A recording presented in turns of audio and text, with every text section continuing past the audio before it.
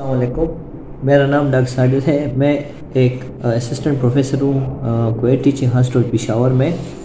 मैं यहाँ पे as a medical and cancer specialist काम कर रहा हूँ। मैंने कुछ अरसे से वीडियोस बनाना शुरू किए मेडिकल के बारे में और जनरल हेल्थ के बारे में पेशेंट्स के लिए, कि उनको पता हो कि आगे जो है ना अपने लाइफ को कैसे गुजारे, या उनको ये आइडिया हो कि कौन सी बीमारी में क्या सिम्टम्स होते हैं और उसकी मैनेजमेंट क्या है, एक जनरल आइडिया उनको हो जाए। इस मामले में मैंने सोचा, क्योंकि अभी कुछ देर पहले पेशेंट आए थे, वो कह रहे थे कि मुझे ताकत की दवाइयाँ लिख ले, मेरे बदन में कमज़ोरी हो रही है, मल्टीविटामिन्स लिख ले। तो मैंने ये सोचा कि मैं मरीज़ों को ये बता दूं कि मल्टीविटामिन्स, पहली बात ये कि ये कौन किस तरह के मल्टीविटामिन्स है, काम उनका फंक्शन क्या है, उनकी जब डिफिशिएंसी बदन में नहीं होती तो किस तरह के उसके पेशेंट के सिम्टम्स होते हैं, कौन सी बीमारी हो सकती है और उसकी मैनेजमेंट क्या है। तो इस मामले में मैंने सोचा, क्योंकि अक्सर लोग ये कहते हैं कि हमें मल्टीविटामिन चाहिए और वो इंसिस्ट करते हैं और उनको ये लगता है कि ये जो दवाई हम खा लेंगे तो हम काफ़ी हद तक बेहतर होंगे। मरीज़ जनरली हेल्थी, बड़ा अच्छा खासा हेल्दी होता है, उसको बज़ाहिर कोई जो है ना न्यूट्रिशनल डिप्राइवेशन नहीं होती, कोई जो है ना उसके फैमिली का कुछ इशू नहीं होता, मतलब फाइनेंशियली, फिर भी वो कहते हैं कि हमें मल्टीविटामिन ले लें, दे दें। तो इस मामले में आपको बता दूं तो मल्टीविटामिन बेसिकली बॉडी के एक इम्पॉर्टेंट न्यूट्रिएंट्स हैं, जो इनका फंक्शन डिफरेंट जगहों पे डिफरेंट फंक्शन है। ये डिपेंड करता है कि किस तरह का, किस किस्म का विटामिन है। अब मैं आपको बता दूं डिफरेंट किस्म के विटामिन है। विटामिन ए, विटामिन बी, फिर बी में काफ़ी टाइप्स है, B1 है, B2 है, B3 है, B5 है, B6 है, B9 है, B12 है। इसके अलावा विटामिन सी है, विटामिन डी है, विटामिन ई है और विटामिन के है। ये बड़े जो है ना कैंसर ये विटामिन के टाइप्स हैं।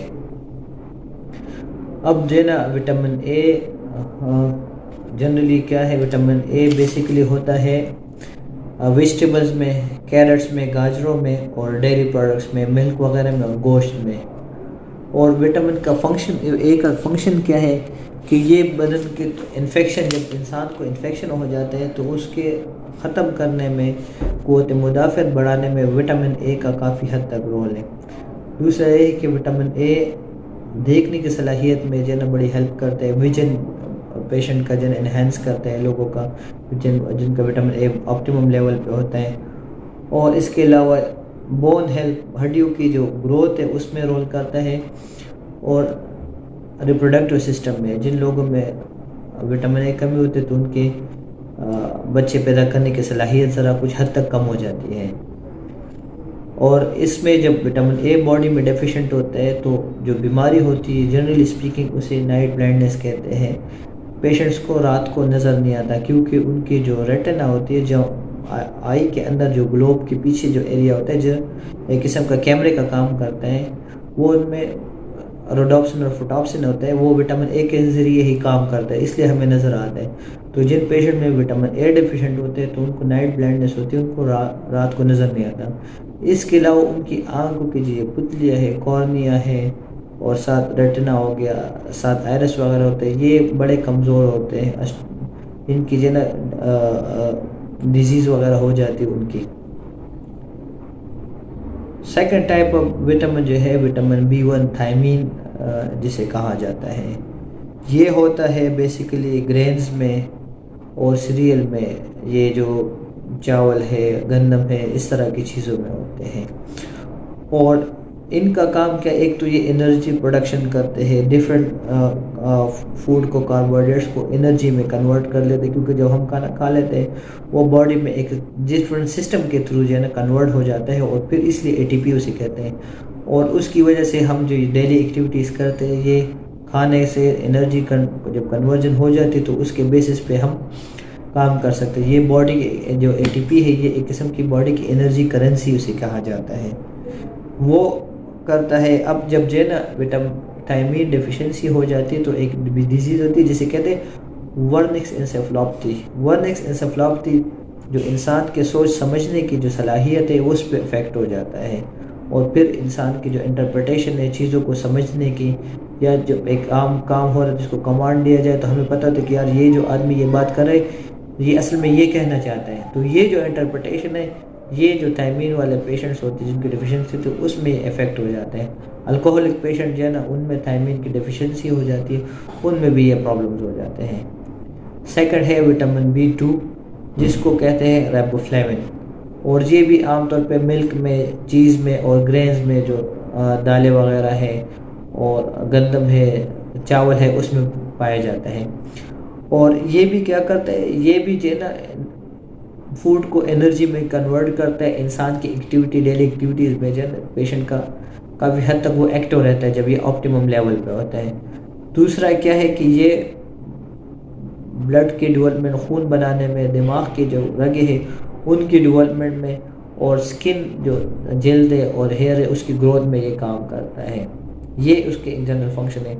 और जब कम डेफिशिएंट होते हैं जो पेशेंट, तो ग्लोसाइटिस या स्टोमाटाइटिस, कुछ लोगों का आपने देखा इस जगह पे जो ना अल्सर से बने होते हैं, ये जगह ख़राब हुई होती है, या तो उसमें क्या है, इसे ग्लोसाइटिस और स्टोमाटाइटिस कहा जाता है।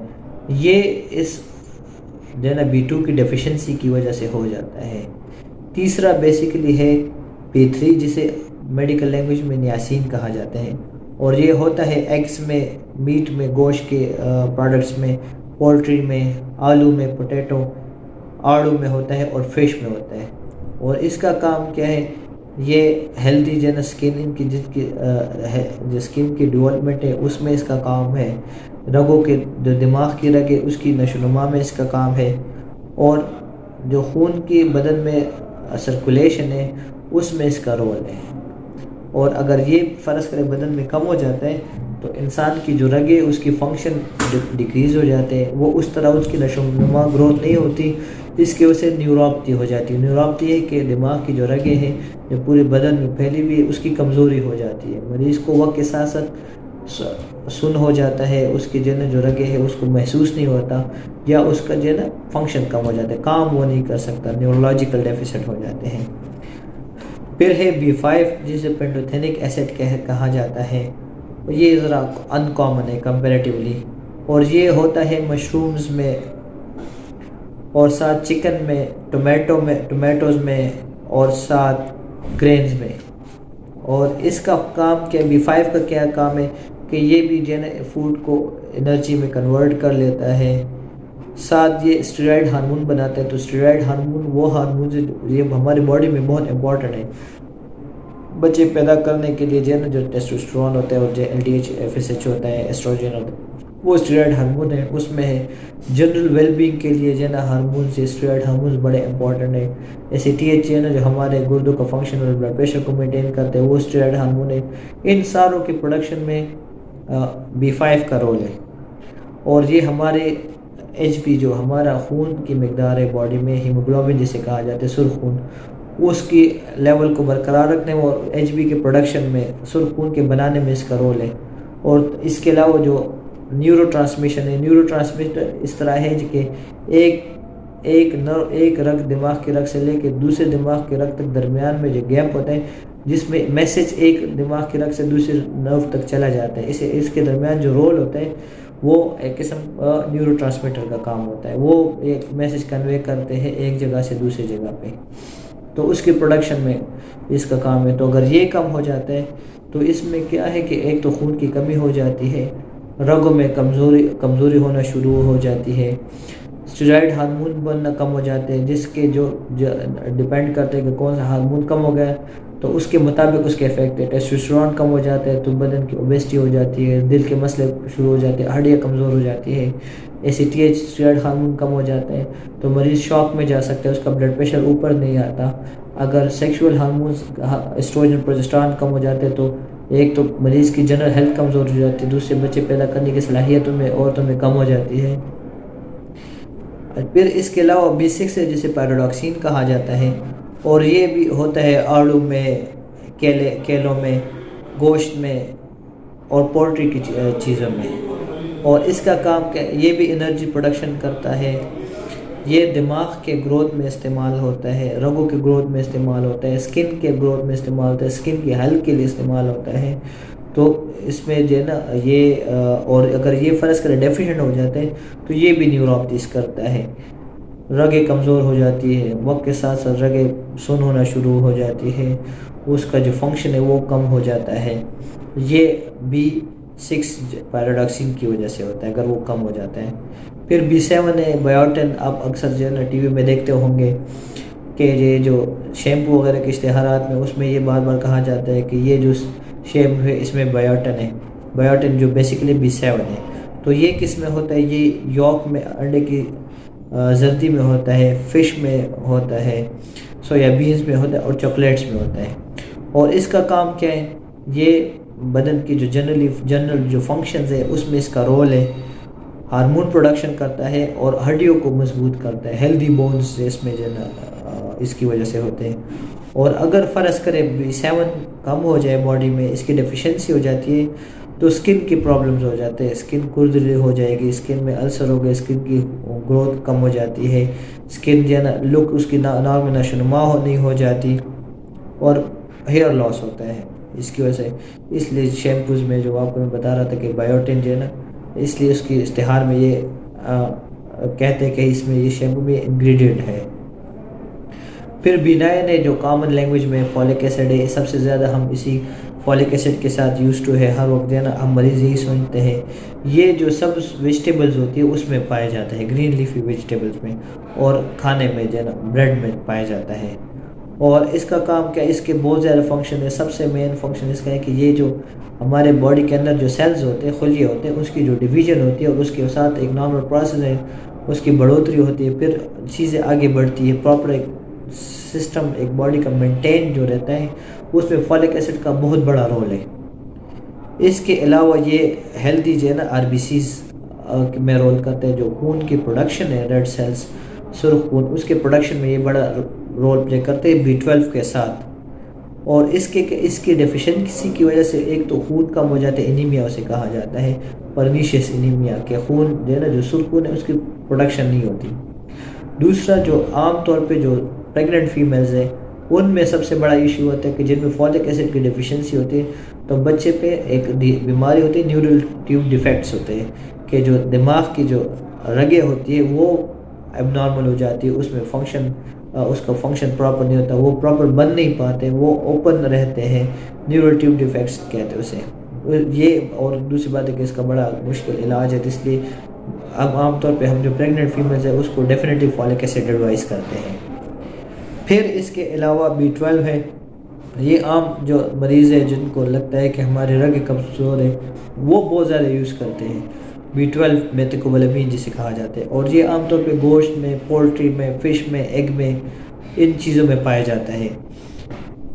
इसका फंक्शन क्या है? ये हार्ट अटैक को कम कर लेता है, ये रगों की ग्रोथ को ज़्यादा करता है, ये सोचने समझने की सलाहियत जो कॉग्निशन जिसे कहा जाता है उसको बेहतर करता है और सुर्ख खून के बनाने में काम करता है। B12 नर्व्स की जो ग्रोथ है, जो नर्व्स के बाहर वाले जो लेयर है उसकी ग्रोथ नर्व शीट उसे कहा जाता है, उसकी ग्रोथ में, उसके मेंटेनेंस में इस्तेमाल हो जाते हैं। और नर्व शीट क्या होता है? अगर आपने इस तरह की एग्जांपल है, मैं मरीजों को समझाता हूँ कि जो बिजली की तार है उसके ऊपर जो ये प्लास्टिक वाला कोटिंग है, अंदर इसके सिल्वर होते हैं, बाकी प्लास्टिक वाला कोटिंग होता है। तो वो जो प्लास्टिक कोटिंग है वो इन रगों को, ये जो तारे हैं उसको प्रोटेक्ट करता है, इसलिए उनको करंट नहीं होता। और दूसरी बात है कि वो जो सिल्वर अंदर तारे हैं उसको डैमेज नहीं होती। तो अगर आप फ़र्ज़ करें उसका प्लास्टिक वाले कवर हटा दें तो एक तो क्या होता है कि उसकी प्रॉपर इसमें ट्रांसमिशन नहीं होती, और दूसरी बात है कि वो ख़ुद भी डेंजरस होता है। तो ये समझने के लिए है B12 की कमी की वजह से खून की प्रोडक्शन कम हो जाती है और जो रगे है वो कमज़ोर हो जाती है, न्यूरोपैथी उसे कहा जाता है। वो एक आमतौर पे हम पेशेंट्स को यही देख कहते हैं कि आप जो ना B12 ले, उससे काफ़ी हद तक वो उनकी जो तकलीफ वो कम हो जाती है। डायबिटिक न्यूरो शुगर वाले मरीज़ों की रगें कमज़ोर हो जाती है वक्त के साथ साथ इन मसलों की डायबिटीज़ की वजह से, तो इसलिए हम उनको भी B12 एडवाइस करते हैं। और वो उसका डोज़ ये है, आमतौर पे लोग ज़रा गलत डोज़ लेते हैं। मेथिकोबाल या मेथिकोबैलेमिन जो टैबलेट फॉर्म में, वो हम एक गोली 3 टाइम, एक गोली में 3 गोलियाँ हो गई एक दिन में, और ये 4 हफ्तों के लिए लेनी होती है, ये आपको जो ना पता हो। फिर इसके अलावा जो और नेक्स्ट वो है vitamin C. Vitamin C basically पाया जाता है सिट्रस फ्रूट में, ये जो ऑरेंज वगैरह और लेमन है उसमें पाया जाता है, और सब्जियों में और टोमेटो में। टमाटर में।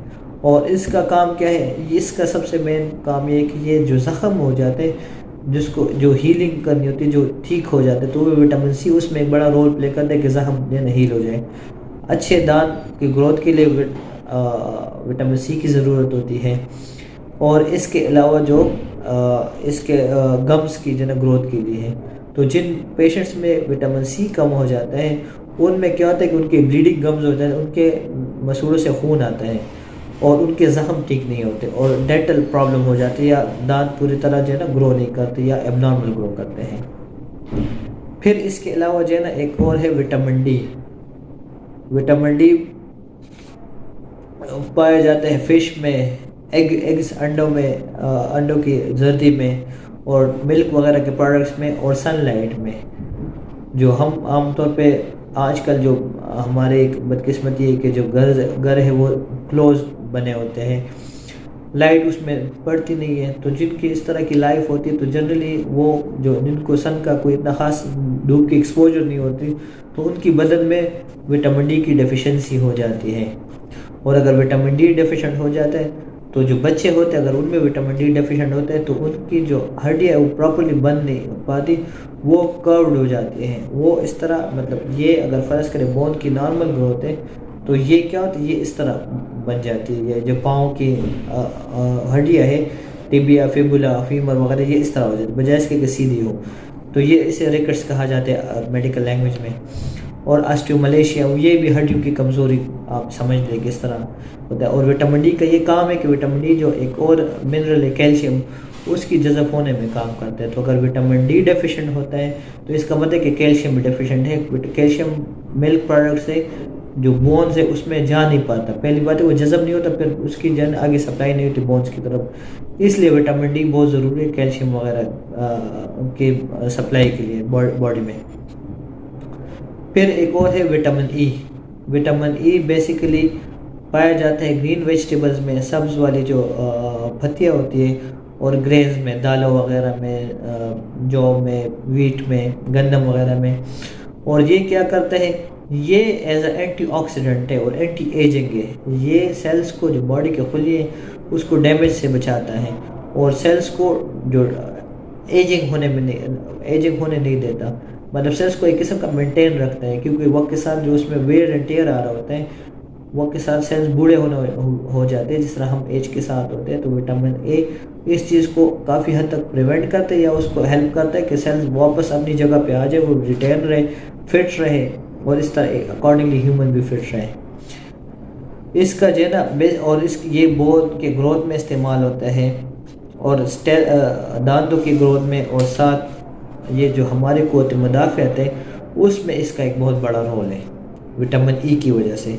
और अगर विटामिन ई कम हो जाते हैं बॉडी में, तो उसमें बंदे का एक तो खून कम होना शुरू हो जाता है, जनरल जो वेलबींग है वो कम हो जाती है, लोग ज़्यादा, स्किन बहुत ज़्यादा वीक हो जाती है, तो वो एज से पहले बूढ़े नज़र आते हैं, और एज उनकी ज़रा जल्दी हो जाती है, और हेयर लॉस वगैरह होते हैं। सेक्सुअल जो फंक्शंस है उसके लिए भी विटामिन ई की ज़रूरत है, और स्किन ग्रोथ के लिए विटामिन ई की ज़रूरत है। फिर जो है ना विटामिन के है। विटामिन के आमतौर पे जिगर में पाया जाता है, और कैबेज में, गोभी में।